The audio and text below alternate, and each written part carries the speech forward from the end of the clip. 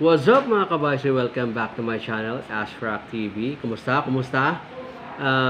For today's video, I will be doing another bike review. So funny kasi nga ang dami ko ng siguro mga 3 bike review na ang nagawa ko, pero yung sarili kong bike di ko pa na-review. So siya yung i-review natin for today. But before that, allow me to shout out sa mga following na persons na o mga tao na nakasabay ko from Laguna to Carmona. Kung hindi dahil sa kanila, hindi kami makakauwi. So sila Alex, shout out to Alex Surabia, Ebet Lianto, Isaac Layos, Leo Legacion, Argel Lareza, and Ichad Bison. Sila yung mga Carmona boys. Salamat sa inyo dahil nagkaroon kami ng lakas sa loob na makauwi. Actually 2 AM na kami nakauwi noon, time na yon, from Laguna to Imus. So stay tuned mga kabaysi.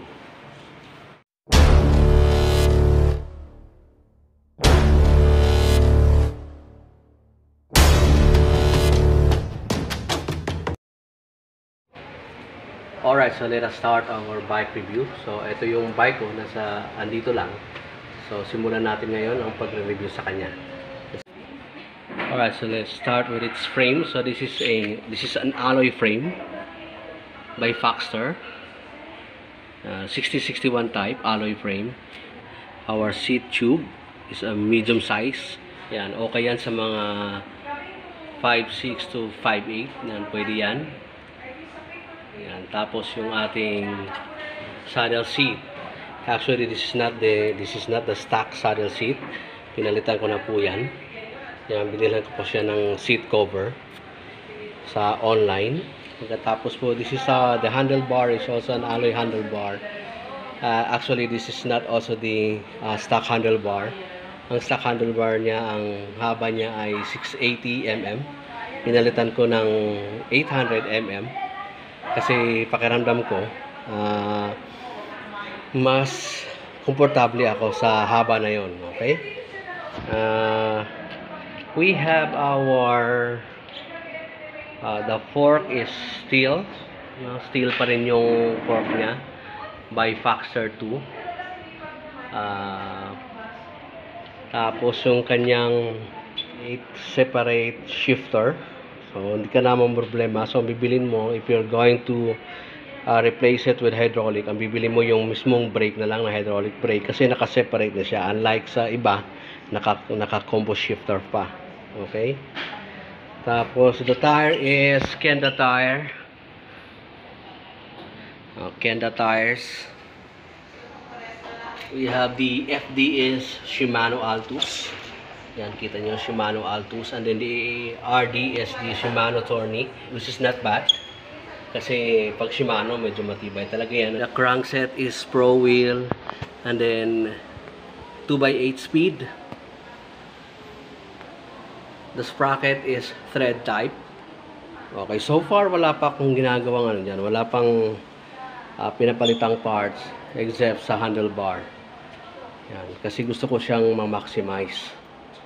Bago ko papalitan ng parts, gusto kong sukatin kung hanggang saan ang stock niya.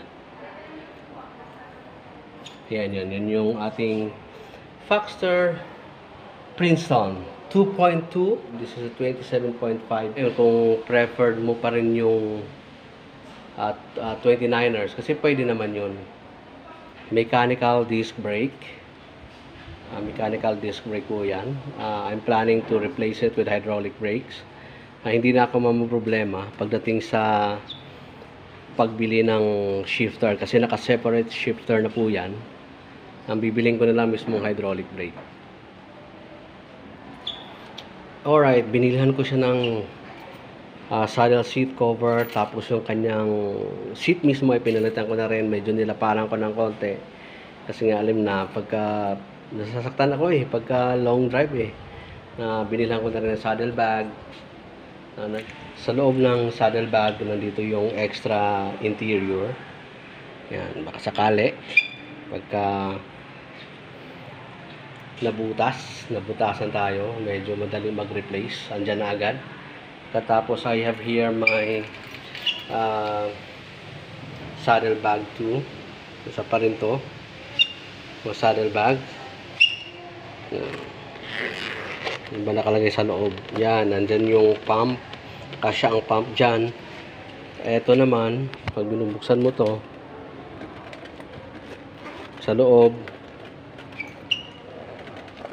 yan, pwede mong ilagay ang dyan.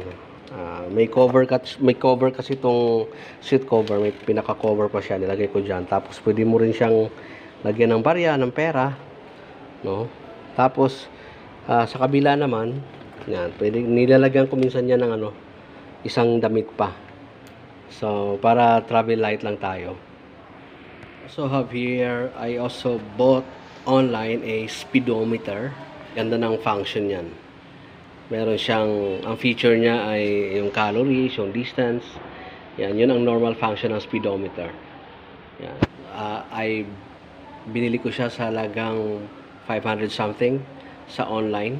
And so far, so good. It works. And as for the overall performance of Princeton 2.2, I will not be biased here. Kasi nga, dahil sa ito yung sarili kong bike, pero so far sa mga experience ko during my ride, from downhill to hilly places, no, most especially doon sa Amadeo, doon ko siya nasubukan. Kasi sa Amadeo kasi walang doon walang lusong, maliban sa pauwi, panay ahon yun. Mahaba-habang ahon ang ginawa ko doon. So by the grace of God, hindi naman bumigay yung mga piyesa. So, what can you expect? This is a budget bike. This is Foxter Princeton 2.2.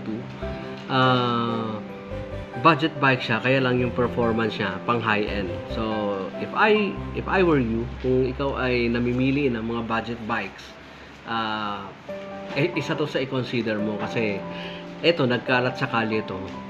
Nagkalat siya sa kalye kasi nga, tested na matibay. No?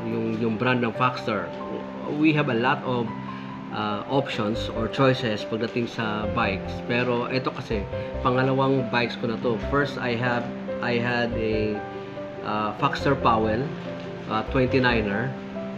Maganda rin yung, kaya lang na-inventa ko siya. So ito talaga bago, new model of Princeton. Dati nung 2018, ito ay ang mga colors nito ay mga neon colors. Kaya hindi ko siya binili kasi parang ayaw ko ng neon masyadong matingkad. But now I have a blue-green Princeton 2.2. In order ko na siya nung makita ko siya online. In order ko na siya. As for the performance, the handling is superb. No? Okay yung handling niya. Tapos yung lalo pagbago siyang natono siya. Tapos nalagyan ng langis. Napaka-smooth niyang itakbo. Yung kanya namang pagdating sa shifting, hindi siya nagkaroon ng delay. Parang bihira siyang na-delay. So good, no? Kumbaga, para sa akin, hindi dahil sa bike ko siya, ang ganda ng performance niya. If you are going to ask me kung bibili pa ako ng budget bike, Foxter pa rin yung brand. Pero kung high-end, syempre, pipili tayo ng medyo mas mahal. Pero kung budget bike lang pag-uusapan, I stick with Foxter.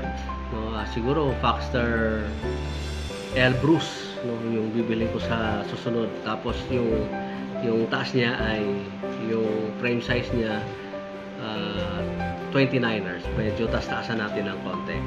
Okay?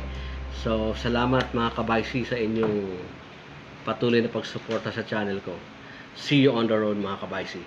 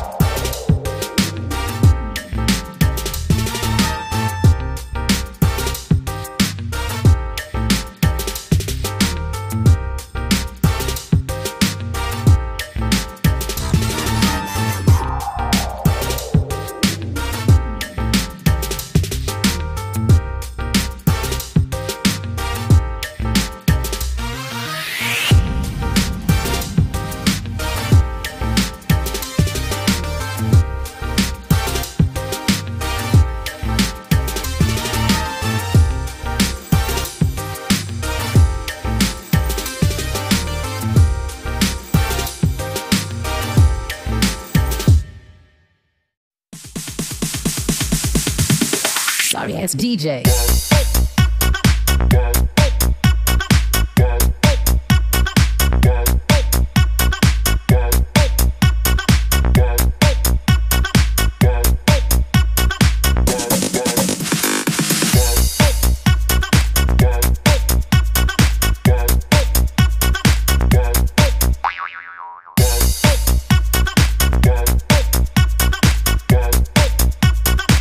So if you are new to this channel, please don't forget to like, share, and subscribe, and hit the notification bell for you to be updated every time I posted a video. See you on the road, mga kabaisi.